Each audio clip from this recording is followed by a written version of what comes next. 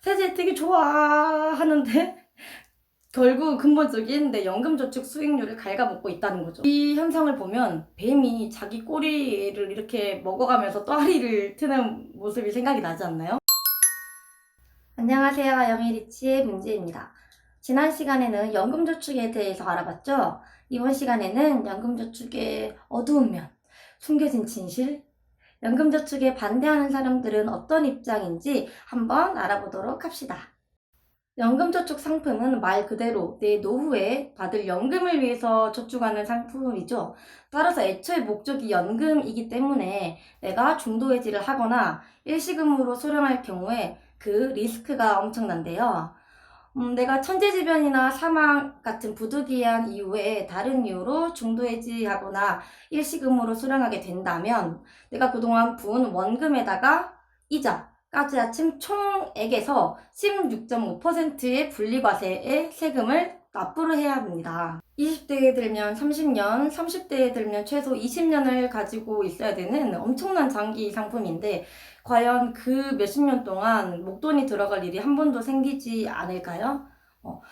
미래에는 어떤 일이 생길지 모르기 때문에 나는 몇십 년 동안 진짜 이 연금저축 상품을 중도하지 않을 자신이 있어 라고 단언하는 건 쉽지 않을 것입니다. 그리고 이렇게 중도해지가 어려운 만큼 여기에 들어가는 목돈은 그만큼 유동성이 떨어지는 것도 사실입니다. 여러분, 국민연금은 물가상승률이 고려가 되죠. 하지만 연금저축과 같은 개인연금들은 물가상승률이 반영되지 않습니다. 여기에다가 미래 화폐 가치까지 떨어진다면 그만큼 내 수익률이 감소할 수 있다는 얘기죠. 그 다음 공통적인 이유 세 번째입니다. 많은 분들이 연금저축에 가입하는 큰 이유 중에 하나가 바로 세액공제 혜택 때문일 건데요. 세액공제 혜택이 16.5% 또는 13.2%니까 좋은 건 사실입니다. 하지만 내가 연금을 수령할 때 또한 세금을 납부하셔야 되는데요. 바로 연금소득세입니다. 나이에 따라서 달라지는데 55세에서 69세는 5.5%, 70세에서 79세는 4.4%, 80세부터는 3.3%입니다. 물론 우리가 젊었을 때 받는 세제 혜택 16.5%에 비해서는 현저히 낮은 수치이긴 해요. 하지만 이 3.3에서 5.5%의 수치는 1200만 원 이하에 해당돼요. 내가 노후에 받을 연금이 연 1200만 원 아래일 때 해당되는 수치입니다. 내가 만약에 퇴직연금 IRP까지 합산해서 노후에 받을 연금이 연 1200만 원을 1원이라도 초과하는 순간 종합소득세 과세 대상에 걸려가지고 최소 6%에서 시작해서 많게는 30%대까지 종합소득세를 납부를 하셔야 합니다. 따라서 이런 분들이 조심하셔야 돼요. 내가 지금 50대니까 연금저축 수령할 수 있는 나이는 55세까지 얼마 남지 않았고 여유자금이 많아서 연금저축을 최대로 부을 수 있는 돈까지 다 부을 거야 라고 하시는 분들은 내가 노후에 받을 수 있는 연금이 연에 1200만 원을 초과하는지 잘 확인해보고 가입하셔야 이 종합소득세 과세 대상에 걸리지 않을 거예요. 그래서 꼭 한번 확인해 보시기 바랍니다. 자, 방금 세 가지는 연금저축 상품들에 모두 해당되는 이야기였고요. 지금부터는 연금저축 신탁, 연금저축 보험, 연금저축 펀드 이렇게 세부적으로 들어가서 연금저축에 반대하는 사람들은 왜 반대하는지 그 이유에 대해서 알아보도록 합시다. 먼저 첫 번째, 연금저축 신탁입니다. 연금저축 신탁은 우리가 계좌에 부은 돈이 예금 금리로 돌아간다고 말씀드렸죠. 근데 지금 금리가 어때요, 여러분? 엄청 낮아지고 있죠, 점점. 그래서 수익률은 말 안 들어도 아시겠죠. 실제로 금융감독위원회에 따르면 연금저축 신탁, 보험펀드 중에 연금저축 신탁의 수익률이 가장 낮다고 합니다. 자, 두 번째는 연금저축보험입니다. 연금저축보험은 지난 시간에 말씀드렸다시피 수수료가 문제였죠. 7%에서 많게는 10%까지의 수수료를 사업비 명목으로 떼가는데요.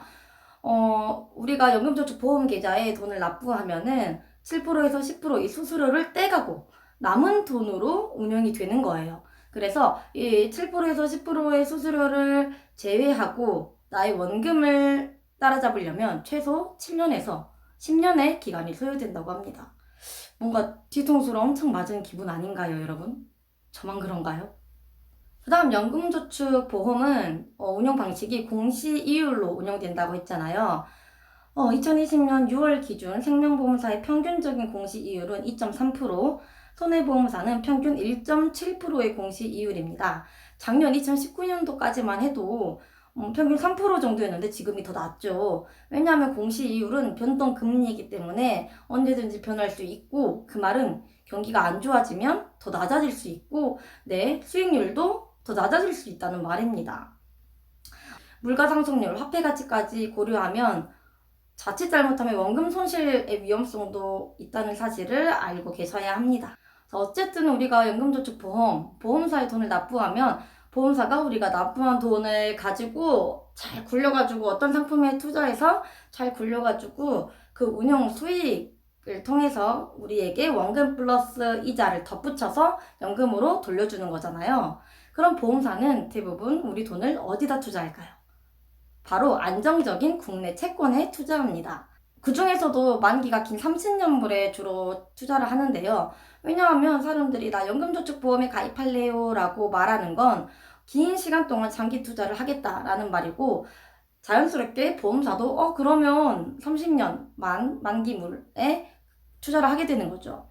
근데 보통 여러분 만기가 길면 길수록 금리가 높은 게 정상이잖아요. 근데 우리나라는 특이하게 금리가 역전이 되었습니다. 2017년부터 국채 10년물과 30년물 금리가 역전이 되기 시작했는데, 이 말은 10년물 금리가 30년물 금리보다 더 높다는 말이에요. 이게 무엇을 뜻하느냐 하면 연금저축보험 수익률이 낮아지고 있다는 뜻이고, 우리나라 국고와 연금이 고갈되고 있다는 뜻이죠. 보통 많은 사람들이 연금저축에 가입하는 이유가 세제 혜택 때문이잖아요. 근데 잘 생각해 보면은 세제 혜택을 받는 사람들이 많아지면 많아질수록 국가는 받아야 되는 세금이 줄어드니까 국고는 줄어들고 연금도 줄어들고, 그러면 국내 채권 수익률도 줄어들겠죠. 근데 아까 내가 연금저축보험에 가입하면 보험사는 내가 납입한 금액을 어디에 투자한다 그랬죠? 국내 채권에 투자한다 그랬죠? 근데 아이러니하게도 연금보험에 가입해서 세제 혜택을 받는 사람들이 많아지면 많아질수록 실제로 내가 투자한 연금저축보험의 수익률이 낮아지고 있다는 뜻이죠. 그래도 나 세금 공제 많이 받으니까 괜찮네, 세액 공제 많이 받으니까 괜찮네 라고 말씀을 하실 수도 있는데, 이 세액 공제율은 현 정부 때 인상이 돼서 지금의 16.5% 또는 14.2%의 높은 공제율이 된 거예요. 이 말은 법으로 16.5%, 13.2% 줘라고 땅땅 명시해 놓은 게 아니라는 뜻입니다. 이 말은 정부가 교체되거나 아니면 다른 경우에 이 세액 공제율이 언제든지 낮아질 수 있다는 뜻이에요. 그래서 세액 공제율 하나 때문에 가입하시는 경우는 이 세액 공제율이 낮아질 수 있다는 점도 알고 계셔야 하는 점입니다. 그 다음 마지막 연금저축 펀드를 살펴볼까요? 이것도 지난 영상에서 말씀드렸는데, 연금저축 펀드는 낮은 수수료, 그 다음에 높은 수익률을 얻을 수가 있어서 연금저축 신탁과 보험보다는 대부분의 사람들이 많이 선호한다고 했습니다. 근데 하이리스크 하이리턴이라고 수익률이 높을 수 있는 만큼 펀드를 잘못해서 이상한 걸 선택을 하게 되면은 원금을 보장해 주지 않기 때문에 원금 손실의 가능성도 있습니다. 이 점을 잘 유의하셔야겠죠. 마지막으로 나는 연금저축 상품을 통해서 노후에 엄청난 수익률을 통한 연금을 수령하는 게 목적이 아니라 세액공제 혜택이 목적이며, 지금 세액공제 혜택으로 쏠쏠하게 이득을 받고 있다 하시고 또는 이제 나는 절대로 이제 중도이지 않을 자신이 있어 하시는 분들은 물론 연금저축 상품에 가입을 하셔도 됩니다. 하지만 앞에서 말씀드린 각 상품들의 리스크, 공통적인 리스크를 잘 살펴보시고 내가 이 상품을 운용을 해서 연금을 받을 때 총 수익률이 몇 프로가 될지 잘 고민하신 다음에 연금저축 상품에 가입하시길 바랍니다. 그럼 이상으로 영예리치의 은재였습니다.